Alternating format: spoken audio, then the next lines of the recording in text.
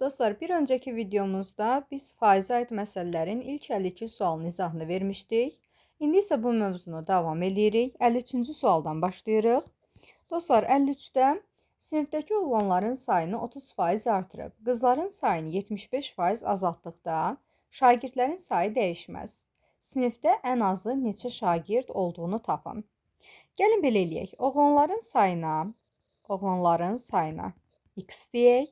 Qızların sayı isə olsun bizdə y qədər.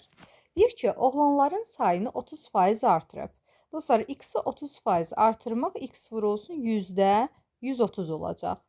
Qızların sayını isə 75% azaldıb. Qızlar y-dir. Y-i 75% azaltmaq %'dən 75'ini çıxdıqda 25 qalır. %25'ə vurmaq deməkdir. Və nəticədə şagirdlərin sayı bu iki hasilin cəmi qədər olur. Deyir ki, şagirdlərin sayı dəyişməz. Yəni, şagirdlərin sayı bərabərdir əvvəlki qız və oğlanlarının sayının cəmi qədəri. Baxın, x üstəgəl y-ə bərabərdir. Deyir, sinifdə ən azı neçə şagird olduğunu tapın. Yəni, məndən minimum x üstəgəlinsin y cəmi nəyə bərabərdir bunu istəyir.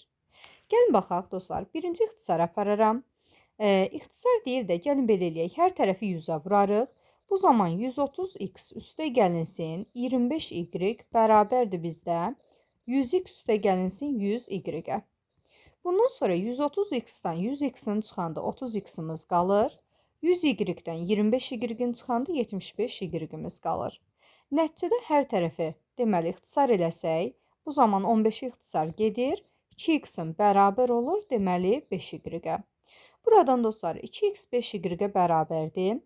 Və 2 ilə 5 qarşılıqlı sadədir. Yəni, bacardığımız qədər ixtisar aparmışıq. Bu zaman x-ə y-ə ən kiçik qiymət, x-ə 5, y-ə 2 qiymət yaza bilərik. Və nəzərə alaq ki, dostlar, x-də y-dir, deməli insan sayıdır. Yəni, sayılan isimlərdən söhbət gedirsə, qətiyyən kəsir qiymət, nədən mənfi qiymət yaza bilmərik. Yəni, natural ədədlər yazmalıyıq. Dostlar, x-də y-də natural olmalıdır. 5-2 yazsaq, bəli, natural şərti ödənir. Həm də 2 5-in 10, 5 2-nin də 10 eləyir. Hasil də bərabər olur. Digər tərəfdən dostlar, x-in deməli %130'a hasili və y-in %25'ə hasili də bizə tam ədəd verməlidir. Çünki oğlanların sayını artırdıqda da və yaxud da qızların sayını azaltdıqda da alınan ədədlər də tam olmalıdır. Yəni, insan sayı artsa da azalsa da yenə tam ədədlə ifadə olunmalıdır. İndi dostlar, gəlin baxaq. X deməli bizdə dedik ki, 5 qiyməti. Minimum 5 yazsam, 5-i mən %130'a vursam, bu zaman 0'ın 1'i gedir. 5 ilə də 10 ixtisar gedir, 2 qalır. Nəticədə 2-də 13 alıram. Dostlar, 2-də 13 tam deyil. Deməli, biz 5 yazsaq, deməli, biz x-in %130%'ini tapanda kəsir qiymət alacaq. Buna görə 5 yazmamalıyıq, biraz artırmalıyıq. Biz bilirik ki, burada problem yaradan nədir? Məxrəcdəki bu iki ədədir. Ona görə məxrəcdə 2 var deyə bir də 2-yə bölünən ədəd fikirləşməliyəm. 5 deyil, 2-yə bölünən olması üçün 5-in 2 qatını götürürəm. Bu zaman 10 yazıram. Onda 2-ni də 2 dəfə artırıb 4 yazmalıyıq. Yəni, x-i də y-i də eyni dəfə artırmalıyıq. 10 ilə 4 yazsaq, bu zaman görək deməli, bu hasillərimiz tam olacaqmı? Onu %130'a vursaq, bu zaman sıfırlar gedir, 13 qalır, tam ədəddir. Və y-i də %25'ə vursaq, 4'ü %25'ə vurduqda bu da bərabərdir. İxtisar gedəndə 4, 4'lər də gedir, 1 qalır. Hər ikisi tam ədəd olduğu üçün deməli x-in 10, y-in də 4 olması ödənir. Dostlar, bizdən minimum istədiyi üçün biz x-i y-i bacardığımız qədər kiçik götürdük. Minimum x-imiz 10, y-imiz də 4, cəmi də bərabər olacaq 14'ə. Növbəti baxırıq, deməli 54-cü suala. Dostlar, 54-cü sualda nə deyir? Deyir ki, usta gün ərzində plan üzrə 60 detal, şagirdi isə 40 detal hazırlamalı idi. Usta planını 105%, şagirdi isə 90% yerinə yetirib. Bircə işin neçə faizi yerinə yetirilmişdi? Dostlar, bircə iş nə qədər idi? 60 dənə usta hazırlamalı idi, 40 dənə də şagirdi. Bircə iş deməli 100 dənə detala bərabər idi. Bu deməli bizim bircə işimizin deməli 100 detal olduğudur. Aha, usta planı 105 ilə yerinə yetirib. Onda 60'ın 105%'ini götürəndə %105'ə vururuq və şagirdi isə planı 90% yerinə yetirib. 40'ın da 90%-i %90'a vurmalıyıq və cəmi onların hazırladığı detal nə qədərdir bunu axtarırıq. 60-ı %105-ə vurduqda 60 ilə 100 ixtisar gedir. 20 ixtisar getdikdə burada 3, deməli məxrəcdə 5 qalır. 105 ilə də 5 ixtisar getsə 21 qalır. Bu zaman 3-ün 21 əhalisi bizə 63 qiyməti verəcək. Digəri də dostlar, deməli sıfırları ixtisar aparsaq 4 9-un alırıq 36 qiyməti. Bu da bərabərdir. 63 ilə 36-nın cəmi 99 eləyəcək. Dostlar, buradan alırıq ki, bizim bircə işimiz 100 detal hazırlamaq idi. 100 detal, deməli bizim üçün 100% sayılır. Biz isə 99 detal hazırlaya bilirik. 99 detalsa bizim üçün elə 99% olacaq. Çünki 100-ə 100-dürsə 99-a da 99 uyğun gəlir. Deməli, bircə işin neçə faizini yerinə yetiriblər? 99%-ni yerinə yetiriblər. Növbəti baxıram 55-ə. Dostlar, 55-də deyir ki, sinifdəki qız şagirdlərin sayını 30% artırdıqda, qızların sayı oğlanların sayından 2 nəfər az. Qızların sayını 50% azaltdıqda isə, onların sayı oğlanların sayının 1/3-nə bərabər olur. Sinifdə şagirdlərin sayını tapın. Gəlin belə eləyək. Sinifdə qızların sayına biz A deyək, oğlanların sayına da deməli B deyək. Qızların sayı A qədər, oğlanların sayı da B qədər olsun. Deyir, qızların sayını 30% artırdıqda, yəni A vurulsun %130, bərabər olur oğlanların sayından 2 nəfər az. Oğlanların sayı B-dir, B-dən 2 nəfər aza bərabər olur. Qızların sayını 50% azaltdıqda, yəni A vurulsun 100-də, 100-dən 50-sini çıxırıq 50, bərabərdir. Deyir ki, onların sayı oğlanların sayının 3/1-nə bərabər olur. Yəni B bölünsün 3-ə bərabər olur. Sinifdəki şagirdlərin sayını istəyir bizdən. İndi buradan sadələşmə aparsaq, dostlar, birincidən sadələşdirsək, 10 ixtisar gedir, qalır 1/3A bərabərdir B minus 2-yə. Digərindən də sadələşmə aparsaq, burada 2 qalır və nəticədə alırıq, deməli, A bölünsün 2 bərabərdir B bölünsün 3-ə. Buradan dostlar, deməli, birinci tənlikdən B-ni tapsam, B bərabərdir 1/13A üstə gəlsin 2-yə. Gətirib ikinci tənlikdə B-nin bu qiymətini yerinə yazıb əvəz edirik. Onda A-nın 2-yə nisbəti bərabərdir. B-nin yerinə 1/13A üstə gəl 2 yazıram. Bunun da 3-ə nisbəti. Buradan çarpaz vursaq, 3A bərabərdir 2/16A üstə gəlsin 4. 3A-dan 2/16-sını çıxanda 0/4A bərabərdir 4-ə. Və A da bərabərdir 4-ü 0/4-ə böləndə eləyəcək 10. A 10-dur. Onda B də bərabərdir 1/13A, yəni 1/3 vurulsun 10, üstə gəlsin 2. Dostlar, 1/3 10-a vuranda 13 eləyəcək, 2 də gələndə alırıq 15 qiyməti. Bizə deyir ki, sinifdəki şagirdlərin sayını tapın. Şagirdlərin sayı A ilə B-nin cəminə bərabərdir. Yəni 10 ilə 15-in cəmi, bu da bərabərdir 25 nəfər. Deməli, sinifdə 25 nəfər şagird olmalıdır. Keçirik növbəti 56-cı suala. Dostlar, 56-da nə deyir? 56-da deyir ki, sinifdəki qızların sayını 50% artırdıqda, onların sayı oğlanların sayından 6 nəfər çox olur. Qızların sayını 25% artırdıqda isə, onların sayı oğlanların sayından 3 nəfər çox olur. Sinifdəki şagirdlərin sayını tapın. Yenə götürüb qızların sayına A deyirəm. Oğlanların sayına da, deməli, B deyirik. Bizdən sinifdəki şagirdlərin sayını istəyir. Yəni, A üstə gəl B cəmi bərabərdir sual. Və dostlar, qayda belədir ki, qızların sayını 50% artırdıqda, yəni A vurulsun %150, bu zaman qızların sayı oğlanlardan 6 nəfər çox olur. Yəni, oğlanlardan 6 nəfər artıq. B üstə gəl 6-ya bərabər olur. Qızların sayını 25% artırdıqda, yəni A vurulsun %125, bərabərdir. Deyir ki, oğlanların sayından 3 nəfər deyir ki, çox olur. 3 nəfər çox, yəni B üstə gəlinsin 3-ə. Sinifdə şagirdlərin sayını tapın. İndi buradan sadələşmə aparsaq, baxın 100 ilə 150 ixtisar getsə, daha doğrusu elə 10-a ixtisar aparaq, qalacaq 1/15A bərabərdir B üstə gəl 6-ya. Digəri də, dostlar, elə bunu 1/25A kimi saxlayıram, bərabərdir B üstə gəl 3-ə. Buradan tərəf-tərəfə çıxsaq, 1/5-dən 1/125-i çıxanda qalacaq 0/125A, bərabərdir. B-lər gedir, 6-dan da 3 çıxanda 3 qalır. A da bərabərdir 3-ü bölürük 0,25-ə. Dostlar, 3 bölünsün %25 4də 1 deməkdir. Bu da 3 vurulsun 1də 4, bu da bərabərdir 12-yə. A 12-dir. A 12-dirsə, ya birinci ya da ikinci tənlikdə yerinə yaza bilərik. Bu zaman deməli 1,5 vurulsun 12 bərabərdir B üstəgəl 6-ya. Buradan B üstəgəl 6 bərabərdir 1,5-i 12-yə vurduqda 18 alıram. Buradan da B də bərabərdir. 18-dən də 6 çıxanda qalır 12 qiyməti. Və dostlar, sinifdə şagirdlərin sayı A ilə B-nin cəmi bərabərdir. 12 ilə 12-nin cəmi, bu da olacaq 24. Deməli, şagirdlərin sayı 24 nəfər imiş. Keçirik 57-yə. Dostlar, 57-də nə deyir? Deyir ki, Marker hər vərəqdəki sualların ümumi balı eyni olan 5 imtahan vərəqi yoxladı.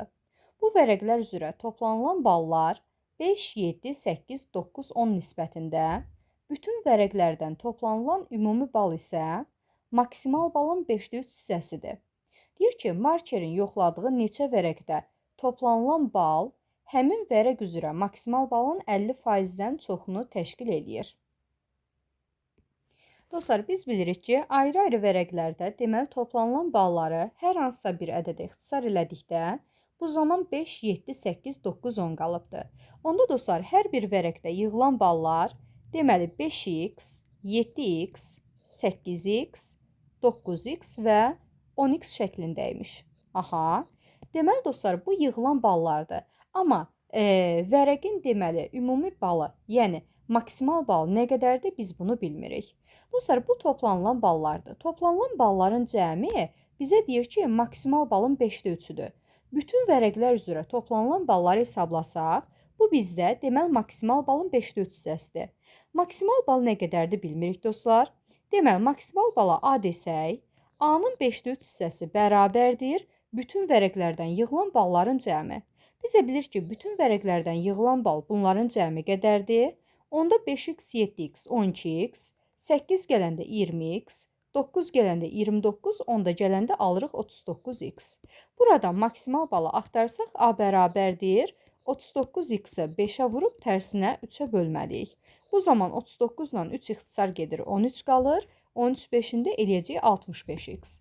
Dostlar, toplam 65x almışıq. Yəni 5 dənə vərəqin maksimal balı 65-dir. Onda hər vərəqə nə qədər düşür? 65-i deməli 5 dənə vərəqə bölsəm, hər vərəqə deməli 13x düşür.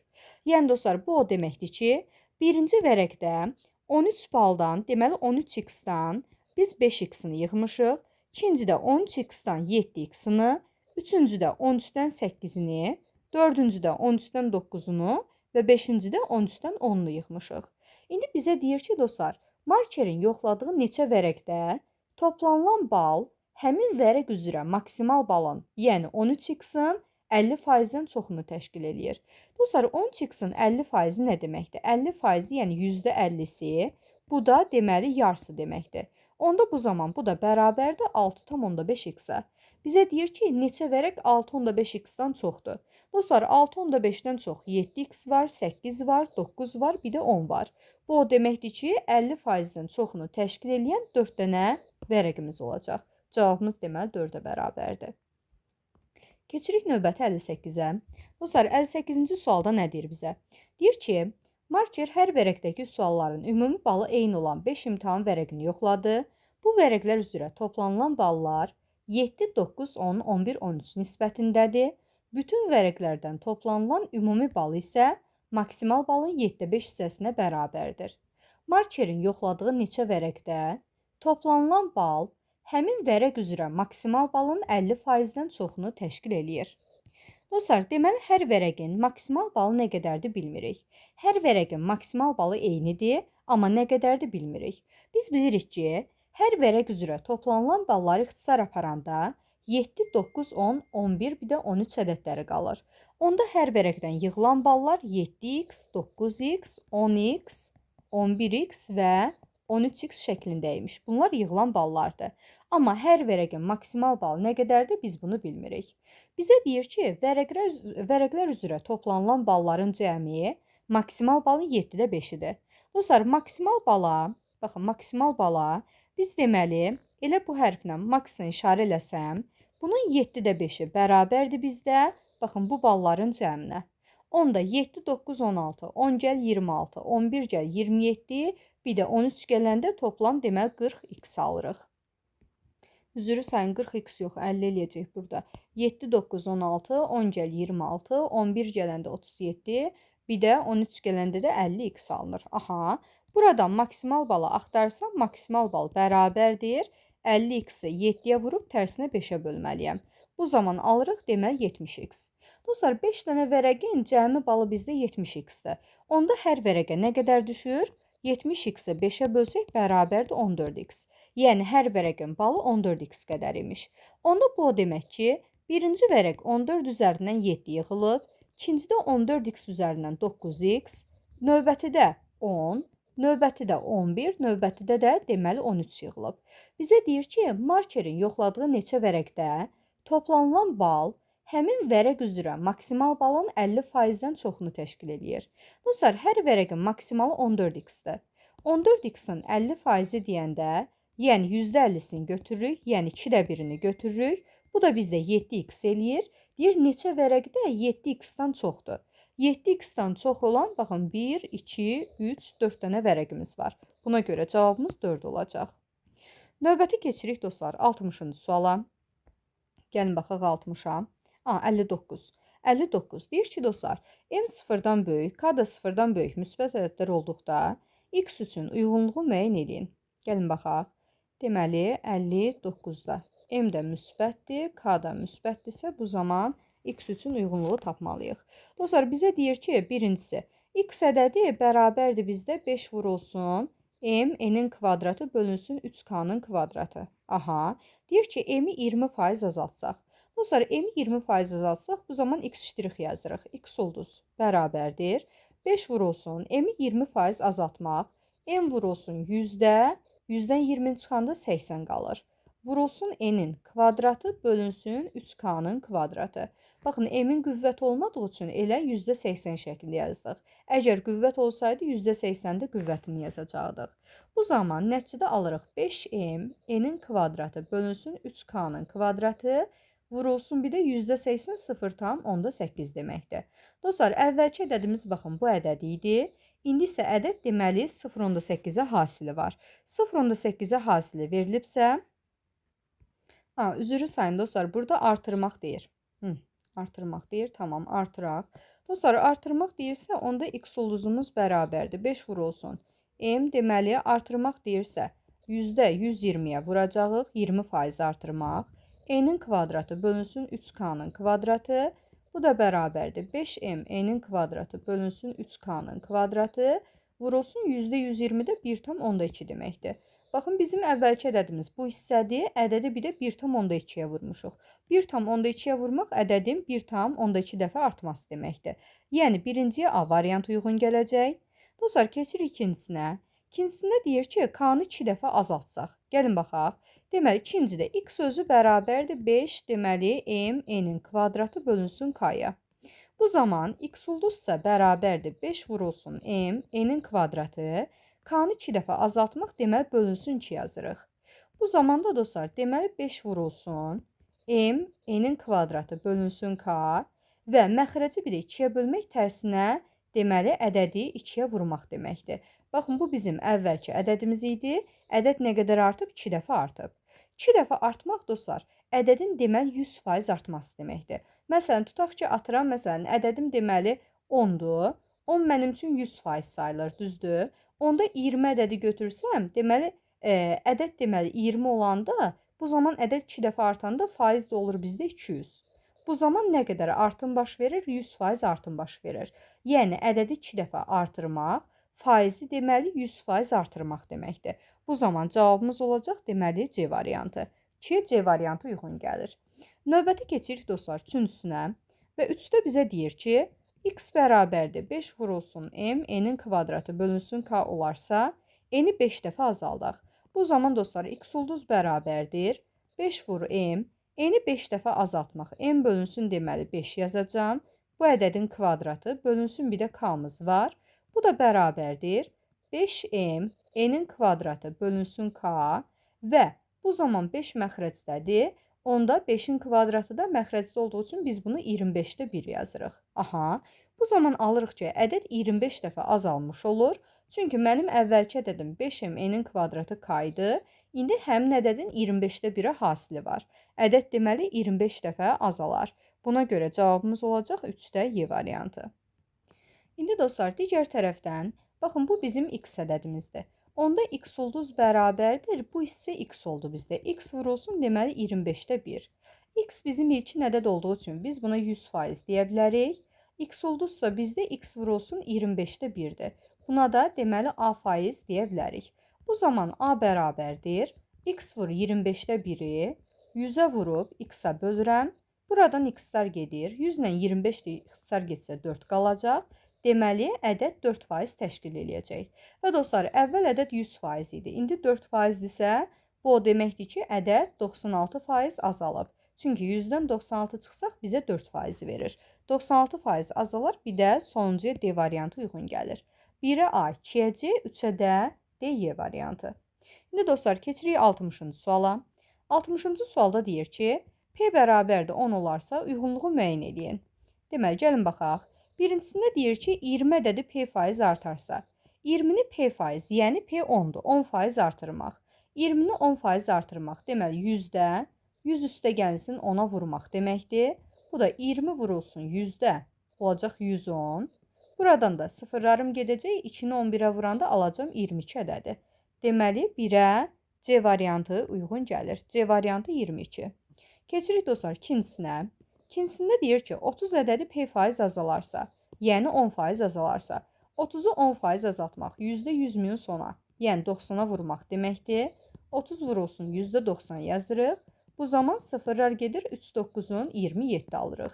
27 də B variantında var, deməli 2-yə B variantı uyğun gəlir. Və nəhayət üçüncüsünə baxsaq, deyir P faizi 30 olan ədədi hesablayın. P faizi, yəni 10%-i 30-a bərabər olan ədəd tapın. Dostlar, ədədin 10%-i 30-dursa, ədədin özü 100%-dir. Onda 100%-imizdə olacaq x.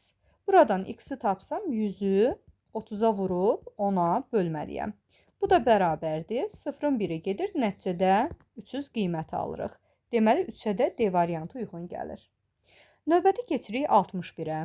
Dostlar, 61-də deyir ki, P bərabərdir 20 olarsa, uyğunluğu müəyyən edin.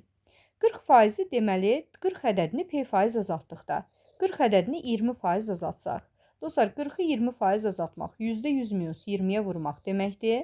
Bu da 40 vurulsun %80 və sıfırlar gedir, nəticədə 32 qalır. Bu da olacaq B variantı. İkincisində deyir ki, 50 ədədini deməli 20% artırdıqda 50-ni 20% artırsaq %100 üstə gəl 20-yə vurmalıyıq. Bu zaman nəticədə alırıq ki, 50 vurulsun %120, yenə sıfırlar gedir, nəticədə qalır 60 qiyməti. Deməli, 2-yə gedir C variantı. Və nəhayət üçüncüsünə baxsaq, P faizi 50 olan ədədi tapın. Yəni 20%-i 50-yə bərabər olan ədədi tapın. Əgər 20%-i 50-dirsə, ədəd özü 100%-dir. Buna da deyə bilərik x. Buradan x bərabərdir 100-ü 50-yə vurub 20-yə bölürəm. Bu zaman 100 ilə 20 ixtisar getsə 5, 5-i də 50-yə vuranda nəticədə 250 qiymət alınır. 3-ə də Y variantı uyğun gəlir. Növbəti baxırıq 62-ci suala. Dostlar, 62-ci sualda nə deyir bizə? Aha, gəlin baxaq. Deyir 300 qram 20%li duz məhlulu üçün uyğunluğu müəyyən eləyin. Dostlar, 300 qram 20%li duz məhlulu. Birincisi, biz nəzərə almalıyıq ki, 300 qramın tərkibində 20%-i duzdur. Gəlin görək, 300 qramın tərkibində nə qədər duz var? 300-ün 20%-ni tapmalıyam. Bu zaman %20-yə vururam. Nəticədə alırıq, deməli, 60 qiyməti. Yəni, 300 qramın içində 60 qram duz var. Baxın, bu deməli, bütün birinci, ikinci, üçüncü şərtlərin hər birinə də uyğundur. İndi birincisini həll edirik. Deyir, 100 qram su əlavə edilərsə. Dostlar, 100 qram su əlavə edilərsə, görək duzun faizi nə qədər olur? Əgər, baxın, məhlulumuz bilirik ki, 300 qramdır. 300 qramın tərkibində 60 qram deməli duz var. Əgər məhlula 100 qram su əlavə eləsək, bu zaman məhlulun kütləsi 100 qram artır, amma məhlulda həll olan maddə duzun kütləsi isə artmır. Çünki yalnız məhlula su əlavə eləmişik. Bu da bərabərdir bizdə 100-də deməli x-a. Duzun faizini bilmədiyimiz üçün bunu x yazırıq. Buradan x-i tapsam, x bərabərdir. Çarpaz qaydada 60-ı 100-ə vurub, 300-lə 100-ün cəmi 400 eləyir, 400-ə bölməliyik. Bu zaman 100-lə 400 ixtisar getsə 4 qalır, 60 da 4-ə düşəcək 15%. Deməli, məhlul 15%li olur. Yəni 1-ə B variantı uyğun gəlir. Dostlar, 1-ə B variantı getdi. Bundan başqa variantlar deməli faizləri göstərir, bir də duzun miqdarını göstərir. Duzun miqdarı dəyişmədiyi üçün başqa variant uyğun gəlməyəcək. Keçirik ikincisinə. İkincidə deyir ki, 100 qram duz əlavə edilərsə. Dostlar, deməli məhlul 300 idi. Tərkibində də 60 qram duz var. 100 qram duz əlavə eləsək, bu zaman məhlulun kütləsi 100 artır. Duz əvvəl 60 idi, duzun kütləsi də 100 qram artır. Duzu əlavə edəndə həm surətə, həm də məxrəcə gəldik. Bu zaman məhlulun ümumi kütləsi 100% sayılır, içində həll olan maddə də x%. Buradan x-i tapsam, x bərabərdir çarpaz 60 ilə 100-ün cəmi 160 eləyir. Bunu 100-ə vurub 300 ilə 100-ün cəminə, yəni 400-ə bölməliyik. Bu zaman ixtisar gedəndə 4, 160 da 4-ə düşəcək 40%. Nəticədə alırıq ki, məhlulun faizi 40% olacaq. Yəni 2-yə C variantı uyğun gəlir. Digər tərəfdən dostlar, əvvəl 60 qram duz var idi. İndi 100 qram da duz gəlir isə olacaq duzun miqdarı 160 qram. Yəni C ilə yanaşı bir də D variantı uyğun gəlir. Və dostlar, nəhayət üçüncüsünə baxsaq, 3-də deyir ki, 40 qram su və 60 qram duz əlavə edilərsə. Dostlar, deməli biz bilirik ki, məhlul 300 qramdır və tərkibində 60 qram duz var. 40 qram su və 60 qram deməli duz gəlməliyik. Biz bilirik ki, surətdə yalnız duzun kütləsi yazılır. Ona görə 40 qram suyu surətə gəlməyəcək, amma 60 qram duzu deməli surətə də əlavə eləməliyəm. Bu zaman məhlul yenə 100%-dir, içərisində həll olana x% deyirik. Burada nəticədə alırıq 400-də 120 bərabərdir 100-də x-a, x-i də tapanda 120-ni 100-ə vurub bölürük 400-ə. Buradan 100 ilə 400 ixtisar gedəndə 4 qalır, 120-də 4-ə düşəcək 30%. Deməli, alırıq ki, məhlulumuz 30%-lidir. Yəni, 3-cüyə A variantı uyğun gəlir. Digər tərəfdən 60 qram duz var idi. Bir də 60 qram duz gələndə duzun miqdarı olur 120 qram. Yəni, bir də Y variantı uyğun gələcək. 1-ə B, 2-yə C-dir, 3-ə də AY variantı uyğun gəlir. Keçirik 63-ə. Dostlar, 63-cü sualda nə deyir? Deyir ki, 400 qram 30%-li duz məhlulu üçün uyğunluğu müəyyən edin. Dostlar, 400 qramın tərkibində 30% duz var.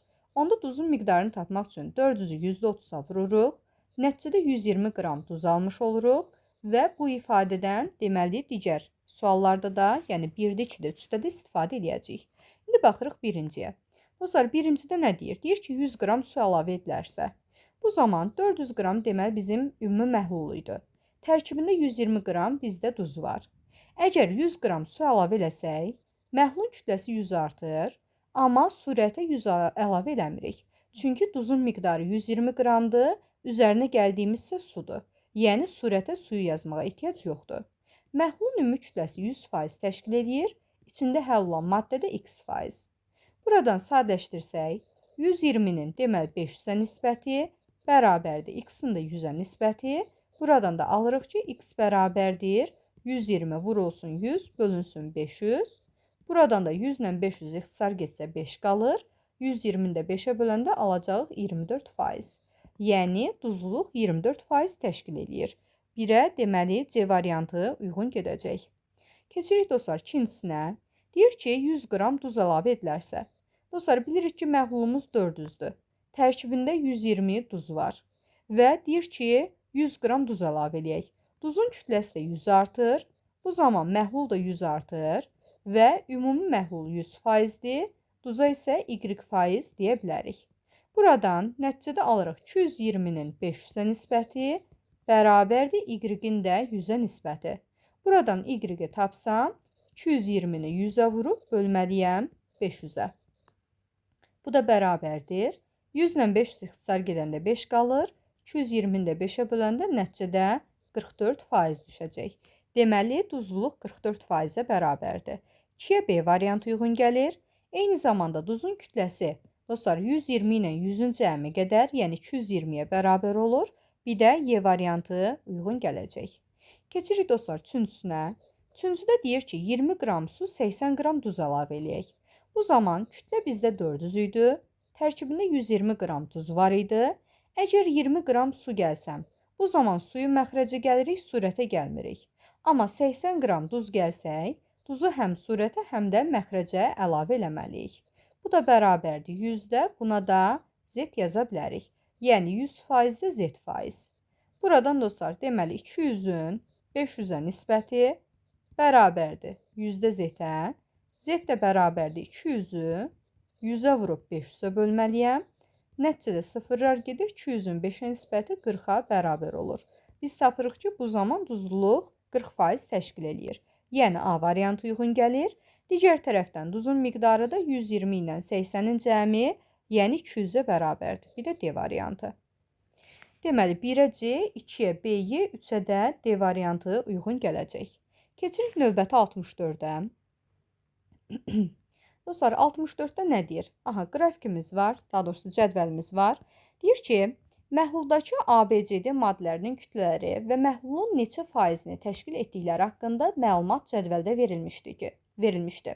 Məhluldakı A və B maddələrinin kütlələri bərabər olub, D maddəsinin kütləsindən 10 qram çox olarsa, A maddəsinin kütləsini deyir ki, tapın. Dostlar, bizə deyir ki, A və B maddələrinin kütlələri bərabərdir.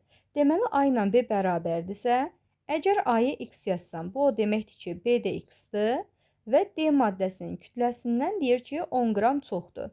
Bunlar D-dən 10 çoxdursa, onda D-də olacaq bizdə X minus 2 qədər. İndi dostlar, biz bilirik ki, ABCD maddələri ümumi məhlulu təşkil eləyir. Yəni, ABCD-nin cəmi bizdə 100% təşkil eləyir. 4'ü birlikdə 100%dir. Onda dostlar, 4'ü birlikdə 100%dirsə, yerdə qalan bu 3 maddə ki var, bunların faizləri cəmi 100-dən 20 çıxanda bizə 80% verəcək. Onda dostlar, bunların kütlələri cəmi də deməli bizə 80% uyğun gələcək. Onda dostlar, biz belə eləyə bilərik.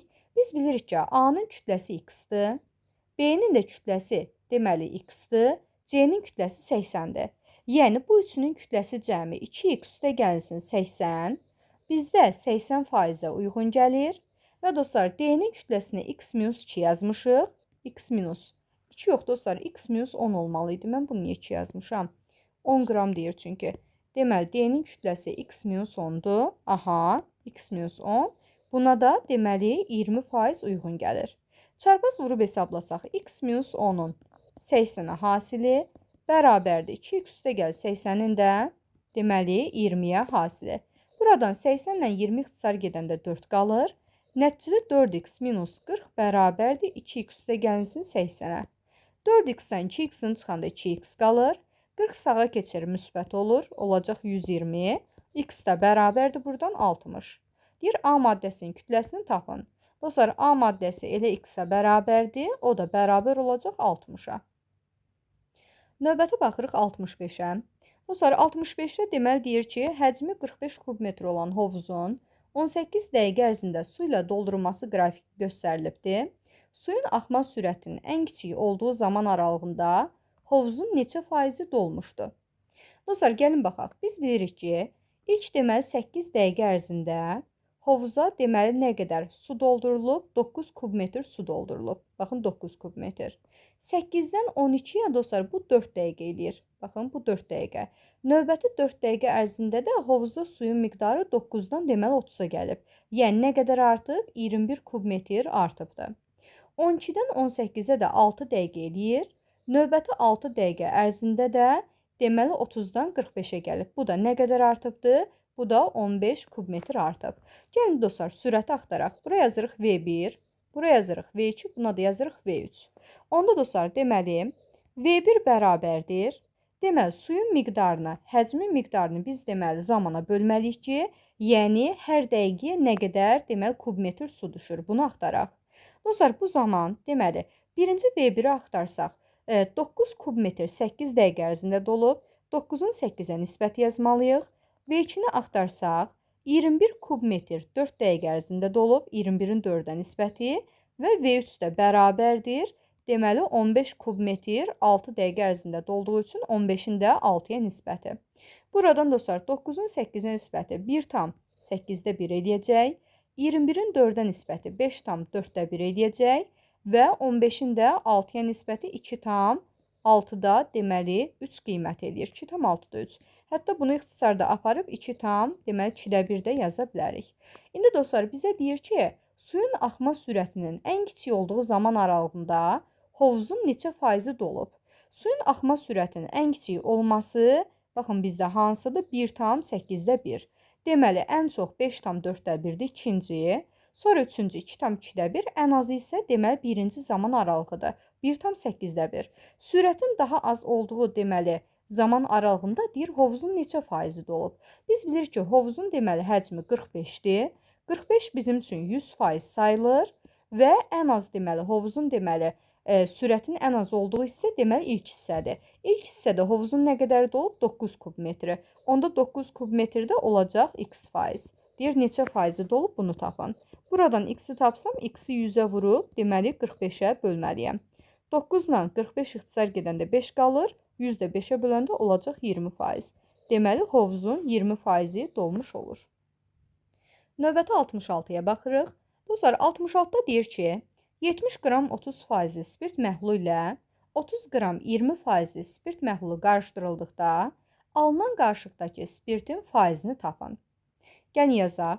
Deməli, dostlar, birinci məhlulumuz 70 qram 30%-dir. Deməli, 70-in tərkibində spirt 30%-dir. Onda bunun miqdarını tapanda %30-a vururuq. Bu zaman alırıq ki, 70-in tərkibində 21 qram deməli nə var? Spirt var. Bu birincisi. İkincisi dostlar, 30 qramın içində 20% spirt var. 30-un 20%-ni tapmaq üçün %20-yə vururuq. Buradan da sıfırlar gedir, qalır 6 qram spirt. Aha. Dostlar, biz bilirik ki, iki məhlulu qarışdırdıqda bu zaman məhlulların kütlərini toplayıb məxrəcə yazırıq. Həll olan maddələrin də kütlərini tapıb surətə yazırıq. Ümumi qarışıq bizim üçün 100%-dir. İçərisində həll olanda x% təşkil eləyir. Deməli, biz bilirik ki, bizim məhlullar 70 ilə 30 qədər idi. Bunları toplayıb məxrəcə yazıram. Tərkibindəki spirtlər də 21 ilə 6 qədərdir. Bunları da surətə yazırıq. Qarışıq bizim üçün 100%-dir. İçində həll olanda x%. Buradan birazı sadələşdirsək, %27 bərabərdir %x-a və məxrəclər eyni olduğundan deməli surətlər də eynidir. Yəni, x bərabərdir elə 27%-ə. Cavabımız olacaq 27. Keçirik növbəti 67-yə. Dostlar, 67-də deyir ki, deməli 30 qram 30% spirt məhlulu ilə 20 qram 40% spirt məhlulu qarışdırıldıqda alınan qarışıqdakı spirtin faizini tapın. Gəlin yazaq. Birinci addımda 30 qramın içində nə qədər spirt var bunu axtarıram. 30-un 30%-ni tapırıq. Bu zaman alırıq ki, 9 qram deməli spirt var imiş. İkinci məhlulda da deməli 20 qramda 40% spirt var. 20 qramın 40%-ni tapırıq. Bu zaman alırıq ki, 8 qram tərkibində spirt var. Və dostlar, məhlulun qaydasına görə məhlulların kütləsini toplayıb məxrəcə yazırıq qarışıqda. Həll olanları da toplayıb surətdə yazırıq və qarışıq həmişə 100%-dir. İçində həll olanda x%-dir. Bu zaman dostlar, məhlulların kütləsi 30 ilə 20-dir. İçində həll olanlar da 9 ilə 8-dir və qarışıq 100%-dir. Həll olanda x% təşkil eləyir. Buradan alırıq ki, 50-də 17 bərabərdir %x-a. X da buradan bərabərdir 17-nin 100-ə hasilinin 50-yə nisbəti. Bunlar ixtisar gedəndə 2 qalır. 2 17-də alırıq 34%. Deməli, cavabımız 34 olacaq. Keçirik növbəti 68-ə. 68. Aha. Dostlar, 68-də cədvəl sualı verilib bizə və nə deyir? Deyir ki, cədvəldə 1, 2 və 3-cü qablarda olan spirt məhlullarının miqdarı və onlarda olan spirtin faiz göstəriciləri verilibdir. Bu məhlulları başqa bir qaba töküb qarışdıranda alınan yeni məhlulda neçə faiz spirt olar bunu tapın. Dostlar, bunu bilmək üçün hər bir məhlulda olan spirtin miqdarını tapmalıyam. Birincisi, 120-nin içində 30% spirt varsa, 120-nin 30%-ni tapmalıyıq. Bu eləyəcək 36 qram deməli spirt. İkincisi, 70 qramın tərkibində 90% spirt var. 70-in 90%-ni tapıram. Bu da olacaq 63 qram deməli spirt. Və nəhayət üçüncüsü 110 qramın 60% spirtdir. 60%-ni tapıram. Bu da olacaq 66 qram spirt. Və dostlar, 3 məhlul qarışdırılırsa, onda belə yazırıq. Məhlulların kütlələri cəmini məxrəcə yazırıq. İçərisində həll olan maddələrin kütlələri cəmini surətə yazırıq. Və qarışıq həmişə 100%-dir. İçində həll olanda da x% deyirik. Buradan x-i tapmalıyıq. İndi dostlar, məhlulların kütlələri bizdə 120, 70, bir də 110-dur. İçində həll olanlar 36, 63, bir də 66-dır. Bərabərdir yüzdə x-ə. Buradan 120, 70, 110-un cəmi 120, 70 eləyir 190, 110 da gələndə 300. 300-də 36 ilə 63 olacaq deməli 99. Üzərinə bir də 66 da gələndə olacaq deməli 165. Bu da bərabərdir yüzdə deməli x-ə. Buradan x-i tapsam 165-i 100-ə vurub 300-ə bölməliyəm. 100 ilə 300 ixtisar gedəndə 3 qalır. 165-i 3-ə böləndə nəticədə 55 qiyməti qalır. Deməli, əgər məhlulların içində qarışdırsaq, bu zaman deməli spirt tərkibində 55% təşkil eləyər. Keçirik növbəti 69-a. Baxın, oxşar sualımızdır. 69-da deyir ki, cədvəldə 1, 2 və 3 qablarında olan duz məhlullarının miqdarı və onların deməli duzun faiz göstəriciləri verilibdir. Bu məhlulları başqa bir qaba töküb qarışdırdıqda, deməli, alınan yeni məhlulda duz neçə faiz təşkil edir, bunu tapın. Yəni, dostlar, eyni qaydada həll edirik. Birinci 80 qramın 90% duz olduğuna görə 80 qramın 90%-ni tapırıq. Bu eləyəcək 72 qram, deməli, duz. İkincisi, 70 qramın 30%-i duzdur, 30%-ni tapırıq. Bu da olacaq bizdə 21 qram duz. Və nəhayət üçüncüsü 50 qramın 30%-i duzdur. 50 qramın 30%-ni tapıram. Bu da olacaq 15 qram duz. Və dostlar, məhlulları qarışdırırıq. Bu zaman məhlulların kütlələrini toplayıb məxrəcə yazırıq. 80, 70, bir də 50-ni. Və tərkibində olan duzların kütlələrini isə toplayıb surətdə yazmalıyıq. Və ümumi kütlə həmişə 100% təşkil edir. İçində həll olanda x% təşkil edir. Buradan sadələşdirsək, 80-70 olacaq 150, bir də 50 gələndə 200 alırıq. 72 ilə 21-in cəmi 93, üzərinə 15 də gələndə alırıq 108. Bu da bərabərdir yüzdə x-a və x də bərabərdir 108-in 100-ə hasilinin 200-ə nisbəti. İxtisar gedəndə 2, 108-də 2 düşəcək 54%. Deməli, cavabımız 54-ə bərabərdir. Keçirik 70-ə. Dostlar, 70-də deyir ki, diaqramda birinci və ikinci qablarda olan spirt məhlullarının tərkibində olan spirtin və suyun miqdarı verilmişdir. Bu məhlulları bir qaba töküb qarışdırdıqda, alınan yeni məhlulda spirtin faizini tapın. Gəlin baxaq. Dostlar, deməli 2 dənə məhlul qarışdırılır. 2 məhlul qarışdırılan zaman, bu zaman məhlulların kütlərini toplayıb məxrəcə yazmalıyıq. Tərkibində olan deməli, həll olan maddəni də toplayıb surətdə yazmalıyıq. Bizdən spirti istəyir, deməli spirtin kütlərini də surətdə yazırıq. Ümumi kütləyə həmişə 100% deyirik, içində həll olanı isə x% deyirik. Buradan x-i tapmaq tələb olunur. İndi dostlar, birinci məhlula baxsaq, tərkibində olan spirtin miqdarı 40-dır və suyun miqdarı da 80-dir. 40 ilə 80 eləyəcək 120. İkinci məhlulda da spirt 80-dir və suda 120-dir. Bunu da toplayanda olur 200. Bu da 200-dür. Və tərkibində olan spirtləri toplasaq, birincidə 40 və ikincidə isə deməli 80 spirt var. Deməli dostlar, 40 ilə da 80-in cəmini surətə yazırıq. Bu da bərabərdir yüzdə x-ə. Buradan məxrəcimiz deməli 320, surətimiz 120-dir. Bərabərdir yüzdə x-ə və x-də tapanda 120-ni 100-ə vurub 320-yə bölməliyəm. Buradan dostlar, ixtisar aparsaq, 320 ilə 120 ixtisar gedir. Məxrəci 16, surətdə qalacaq 5 və 120 ilə də 16, 8 ixtisar gedir. Bu zaman məxrəcdə 2, surətdə də 120-ni 8-ə bölsək düşəcək, deməli 15 dəfə. Bu zaman 2-də 15 5-in 75 eləyir. Bu da 37,5 deməkdir. Yəni 2 məhlulu qarışdırdıqda bu zaman deməli qarışıqdakı spirtin faizi 37,5% olacaq. Keçirik 71-ci suala. Dostlar, 71-ci sualda nə deyir? Deyir ki, diaqramda birinci və ikinci qabdakı duz məhlullarının tərkibində olan duz və suyun miqdarı verilibdir. Eynən bayaqki sual kimidir. Deyir ki, əgər bu iki məhlulu bir qaba töküb qarışdırsaq, alınan qarışıqda deməli duzun faizini tapın. Yəni dostlar, bayaqki kimi həll eləsəm, məhlulların kütlərini toplayıb məxrəci yazacağıq. Həll olan maddələri də surətə və ümumi qarışıq bizim üçün 100% təşkil eləyəcək. Tərkibində olan deməli duzlarsa bizim üçün x% təşkil eləyəcək. Deməli, birinci məhlulun kütləsi tərkibində 90 deməli duz var və 120 su var. 90 120 eləyir 210. İkinci məhlulda isə 90 duz və 180 bizdə su var. 90-dan 180-də olacaq 270. Və tərkibində olan duzları toplasaq, duzlar 90-90-dır. Bunu da yazırıq surətə. Bu zaman 480-də 180 bərabərdir %x-a və x-i tapanda 180-i 100-ə vurub 480-ə bölməliyik. İndi dostlar, 480-dən 120 ixtisar gedir. Nəticədə qalır 24, bir də 5 qiyməti. 180-dən də 24 ixtisar getsə, bu zaman 12 ixtisar gedə bilər. Məxrəcdə 2, surətdə 18 12-yə 1 dəfə, 60 da 5 dəfə. Bu da qalacaq 2-də, 15 5-in 75, bu da 37,5% eləyəcək.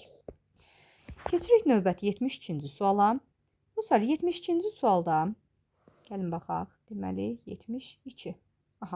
72-də deyir ki, sıfırdan fərqli bir ədədin P faizi ilə Q faizinin cəmi bu ədədin 0,6 hissəsinə, həmin ədədin P faizi ilə Q faizinin fərqi isə bu ədədin 0,2 hissəsinə bərabərdir. PQ hasilini istəyir məndən. Gəlin yazaq. Deməli dostlar, ədəd nədir bilmirik. Tutaq ki, ədədimiz x-dir. X ədədinin P faizi %P edir və Q faizi də deməli %Q-yə bərabərdir. Bizə deyir ki, bunların cəmi bərabərdir 0,6-ya. Həmin ədədin P faizi ilə, yəni %P ilə deyir ki, Q faizinin fərqi, baxın, bu ədədlərin fərqi bərabərdir 0,2-yə. Bizə deyir ki, PQ hasilini tapın. İndi dostlar, buradan sadələşdirmə aparsaq, deməli, x bölünsün 100-ü kənara çıxarırıq, vurulsun, P üstəgəl Q bərabərdir 0,6, ədədin 0,6 hissəsi. Ədədin 0,6 hissəsidirsə, bunların yanında da x yazmalıyıq. 0,6 x-a, gətirib burada da yazıram. Deməli, 0,6 x-a, tamam. Və bu zaman x bölünsün 100-ü burada kənara çıxarsaq, olacaq P-Q bərabərdir 0,2 x-a. İndi dostlar, buradan sadələşdirsək, hər tərəfdən, deməli, hər tərəfi x-a bölə bilərik birincidə və 100-ə vursaq, bu zaman P üstəgəl Q bərabərdir. Hər tərəfdən x-i ixtisar edib 100-ə vursaq, P üstəgəl Q bərabərdir 0,6-nın 100-ə hasili eləyəcək 60. İkinci ifadədə də hər tərəfi x-i ixtisar aparıb 100-ə vursaq, P-Q bərabərdir 0,2-nin 100-ə hasili olacaq 20. Nəticədə aldıq ki, deməli, cəm və fərq ifadəsi, bu zaman tərəf-tərəfə toplasaq, deməli, Q-lər ixtisar gedir, qalır 2P-miz bərabərdir 80-ə, P də bərabərdir 40-a. Dostlar, P 40-dırsa, demək Q-də 20-dir. 40 ilə 20-nin cəmi 60, fərqi də eləyəcək 20. Bizə deyir ki, P və Q-nun hasilini tapın. Bu da, deməli, 40 ilə 20-nin hasili bərabərdir 800-ə. Deməli, cavabımız 800 olmalıdır. Keçirik dostlar 73-ə. 73-də də deyir ki, oxşar sualdır. Sıfırdan fərqli ədədin P faizi ilə Q faizinin cəmi bu ədədin 0,7 hissəsinə, həmin ədədin P faizi ilə Q faizinin fərqi isə bu ədədin 0,1 hissəsinə bərabərdir. PQ hasilini tapın deyir. Dostlar, ədədə x deyirik. P faizi deyəndə %P-yə vururuq. Q faizi deyəndə deməli %Q-yə vururuq. Deyir ki, bunların cəmi bərabərdir ədədin 0,17 hissəsinə. Digər tərəfdən bunların fərqi isə P faizi ilə Q faizinin fərqi isə deyir ki, bərabərdir ədədin deməli 0,1 hissəsinə. Yəni x vurulsun 0,1-ə. İndi buradan sadələşmə aparsaq, bu zaman alırıq x bölünsün 100 vurulsun. P üstəgəl Q bərabərdir. Deməli 0,17 x-a. İkincidə də x bölünsün 100 vurulsun. P minus 2 bərabərdir 0,1 x-a. Buradan da dostlar ixtisar aparsaq, x-lar ixtisar gedər və hər tərəfi 100-ə vursaq, P üstəgəl 2 bərabərdir 70. Digərindən də x-ları ixtisar edib hər tərəfi 100-ə vursaq, P minus 2 bərabərdir deməli 10-a. Buradan tərəf-tərəfə toplasaq, deməli 2P-miz bərabərdir 80-ə, P də bərabərdir 40-a. Dostlar, P 40-dırsa 40 ilə nəyi toplasam 70 edər, 30-u toplasam. Deməli, P 40 olanda Q də bərabərdir 30-a. Bizdən deməli, bunların hasilini istəyir. Onda P vurulsun Q bərabərdir. 40-ın 30-a hasili, bu da olacaq 1200. Növbəti baxırıq 74-də.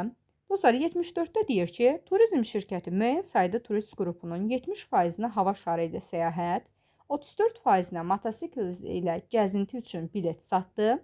Bütün turistlərin ən azı bir bilet aldığına və 2 turistin hər iki əyləncə növünə bilet aldığını bilərək, turistlərin ümumi sayını tapın. Dostlar, deməli, bütün turistlər bilet alıblar. Bəziləri 1 bilet alıblar, bəziləri 2 bilet alıblar. Yəni, ən azından deməli 1 bilet alan turistlər var.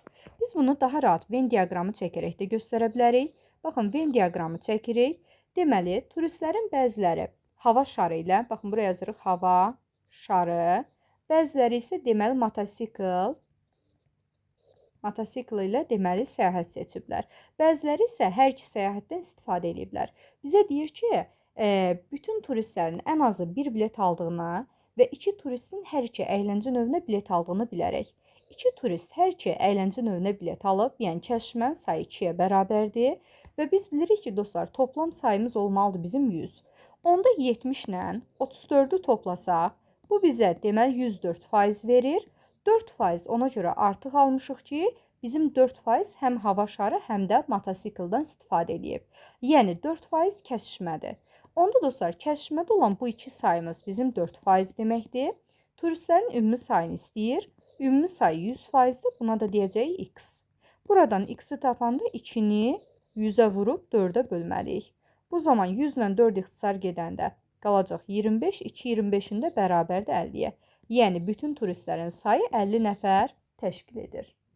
Növbəti baxırıq dostlar 75-ci suala. 75-ci sualda da oxşar sual verilib bizə. Deyir ki, turizm şirkəti müəyyən sayda turist qrupunun 60%-nə hava şarı ilə səyahət, 45%-nə motosikl ilə gəzinti üçün bilet satdı. Bütün turistlərin ən azı bir bilet aldığını və 3 turistin hər iki əyləncə növünə bilet aldığını bilərək, turistlərin ümumi sayını tapın. Dostlar, biz bilirik ki, turistlərin ümumi sayı 100% təşkil eləməlidir. Amma 60% ilə 45%-i topladıqda biz nəticədə 105% almış oluruq. Yəni, burada 5% artıqdır. Bu aldığımız 5% artıq isə bizə kəsişməni göstərir. Yəni, hər iki səyahətə bilet alan 5% təşkil eləyir. Digər tərəfdən bizə deyir ki, hər iki səyahətə bilet alan deməli 3 nəfərdir. Onda buradan aydın olur ki, bizim bu 5%, yəni kəsişmə 3 nəfərdən ibarətdir. Yəni, hər iki daha doğrusu nəqliyyat növünə, hər iki B-dəki səyahət növünə bilet alan 5% 3 nəfərdir. Bizə deyir ki, turistlərin ümumi sayını tapın. Ümumi say 100%-dir. Bu da olacaq bizdə x nəfər. Buradan x-i tapsam 100-ü 3-ə vurub 5-ə bölməliyəm. 100 ilə 5 ixtisar gedəndə 20 qalır. 23-ün də bərabərdir 60-a. Bütün turistlərin sayı 60 nəfər təşkil edir. Keçirik növbəti 76-ya. Dostlar, 76-da deyir ki, şabaldın ümumi ağırlığının 30%-ni, fındığın isə ümumi ağırlığının 40%-ni qabıq təşkil edir. 1 kiloqramının qiyməti 5 AZ-dən 30 kiloqram şabalıd və 1 kiloqramının qiyməti 60 AZ-dən 25 kiloqram fındıq alınmış və qabıqdan ayrılaraq qarışdırılmışdır. Qarışığın 1 kiloqramını neçə AZ-nə satmaq lazımdır ki, 20% mənfəət etmək mümkün olsun. Dostlar, gəlin birinci bunların maya dəyərini axtaraq. Ondan sonra dostlar, biz deməli təmizlənmiş fındığın kütləsi nə qədərdir bunu axtaraq. Deməli, maya dəyərini axtarsaq, biz bilirik ki, deməli 5 AZ-dən 30 kiloqram şabaldı alınıb, onda 30-u 5-ə vururam və 60 AZ-dən 25 kiloqram fındıq alınıb. 25-də deməli 6-ya vururam. 35-in 150, 25 də 6-ya vuranda nəticədə yenə 150 alırıq. Bərabərdir deməli 300-ə. Dostlar, deməli 300 manat bu maya dəyəri təşkil edir. Və dostlar, bizə deyir ki, və qarışığın 1 kiloqramını, deməli 1 kiloqramına görək neçə manat düşür, bunu axtaraq. Onda 1 kiloqrama düşən məbləği axtarırıqsa, 300-ü bölürük. Deməli, biz bilirik ki, 30 kiloqram şabald, 25 kiloqramda fındıq var. 30-la 25-in cəminə. Bu da bərabərdir 55-də 300-ə. Bu da 5-ə ixtisar getsə, 11-də deməli qalacaq bizdə 60 qiyməti. 5-ə ixtisar gedəndə 11-də 60. Yəni 1 kiloqrama bu qədər məbləğ düşür. İndi dostlar, biz bilirik ki, deməli şabaldın ümumi ağırlığının 30%-ni, fındığın isə ağırlığının 40%-ni qabıq təşkil eləyir. 30 kiloqram şabalddan nə qədər təmizlənmiş şabald alınır? Gəlin bunu tapaq. 30 kiloqramdan təmizlənmişi axtarsaq, 30%-ni deməli qabıq təşkil eləyirsə, 100-dən 30-un çıxanda 70%-i bunun ləpədən ibarətdir. Bu da bərabərdir 21 kiloqrama. Digər tərəfdən, deməli 25 kiloqram fındıq var.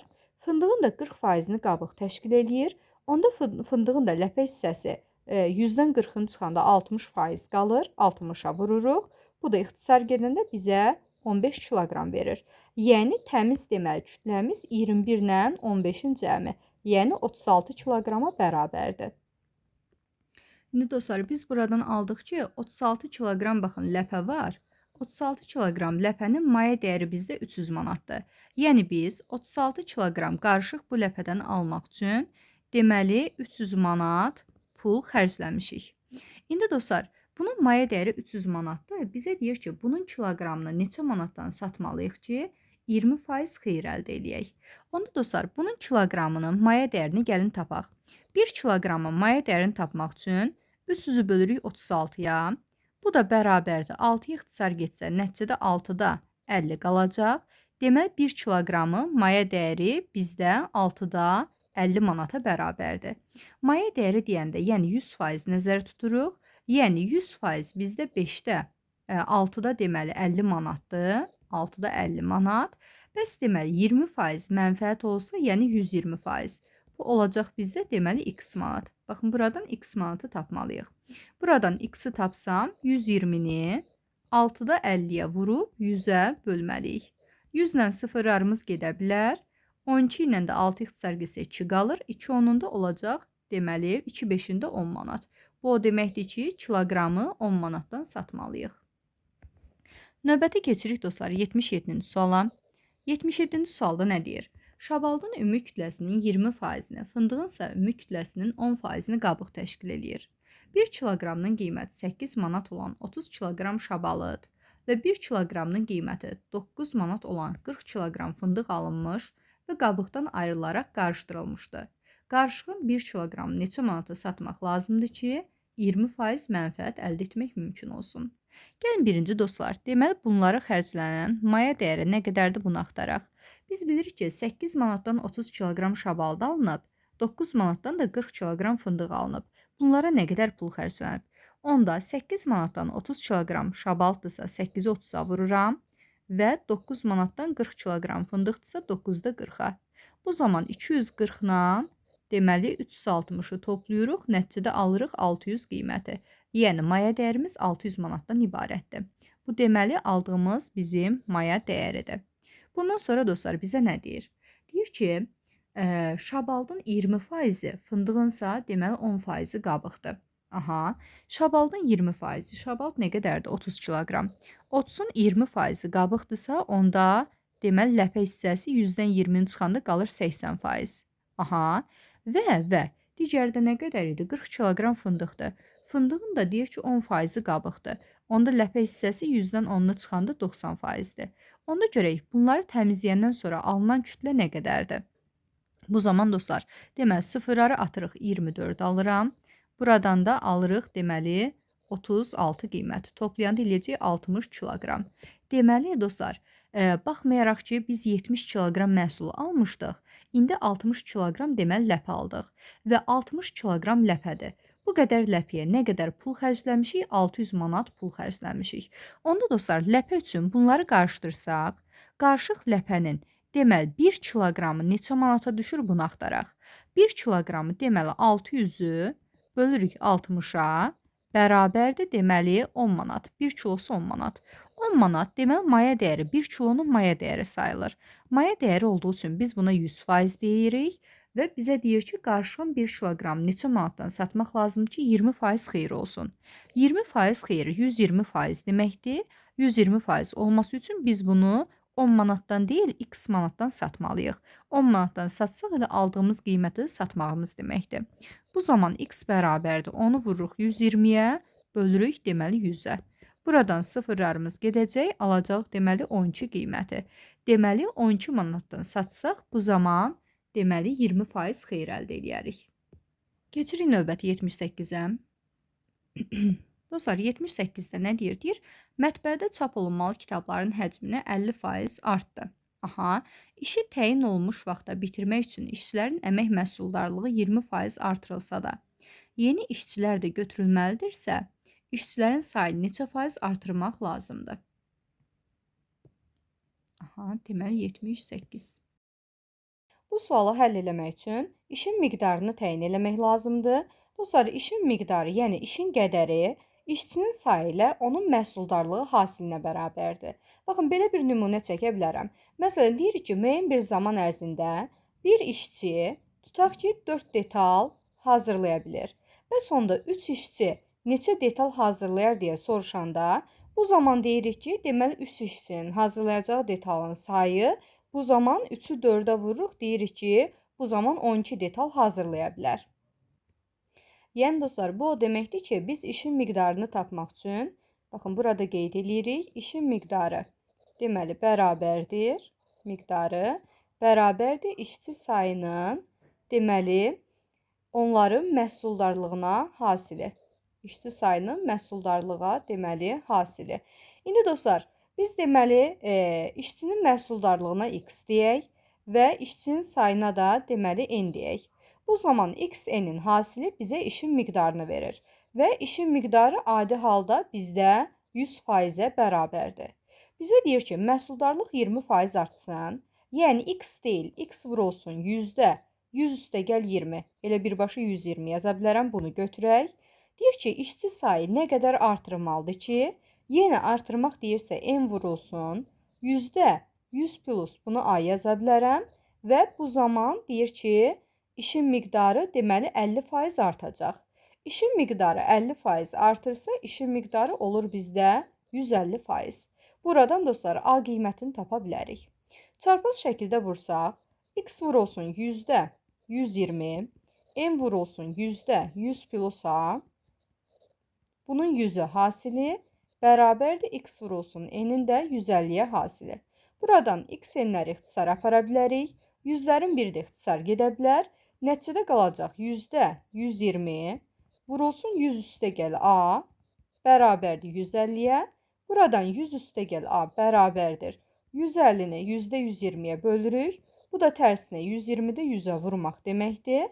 Buradan 150 ilə 120, 30 ixtisar getsə, bu zaman 5 bölü 3 qalır və üzr sayın 5 bölü 3 deyil, 5 bölü 4 qalır.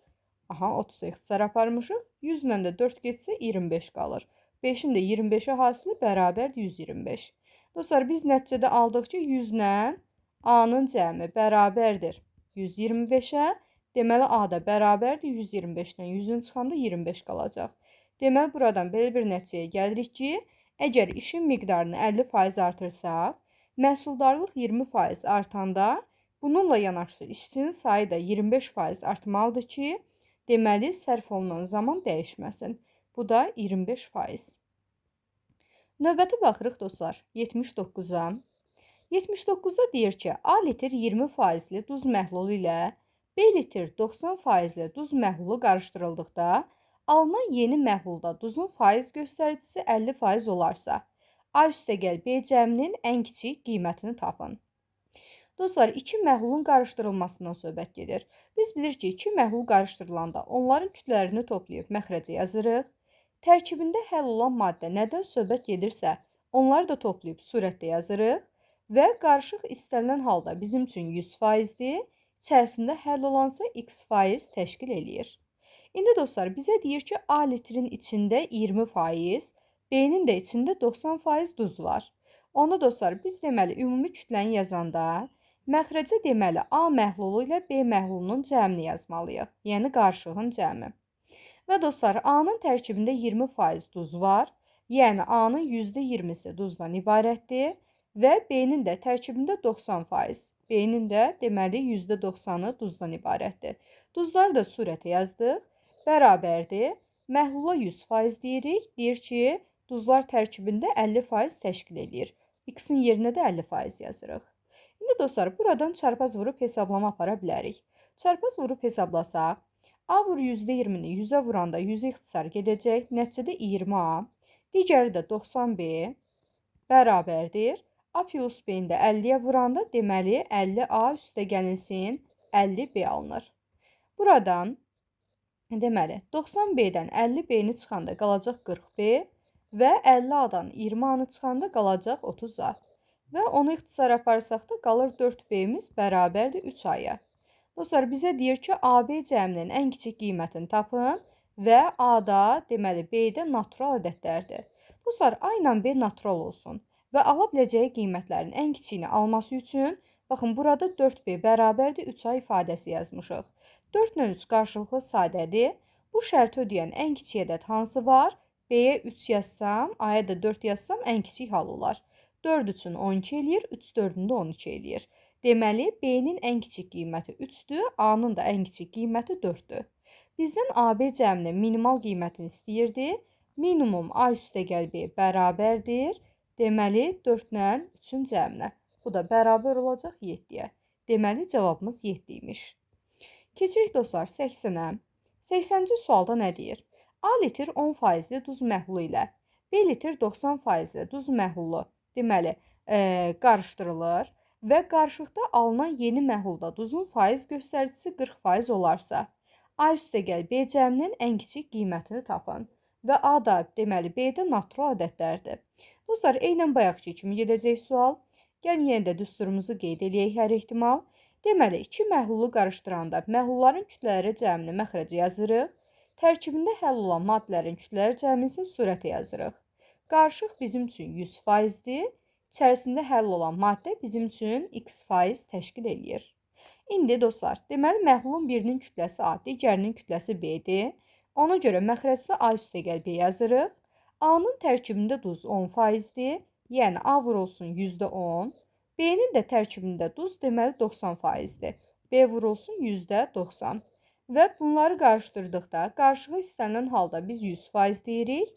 Tərkibində həll olan maddə, yəni duz isə qarışığın 40%-ni təşkil edir. Surətə də 40 yazırıq.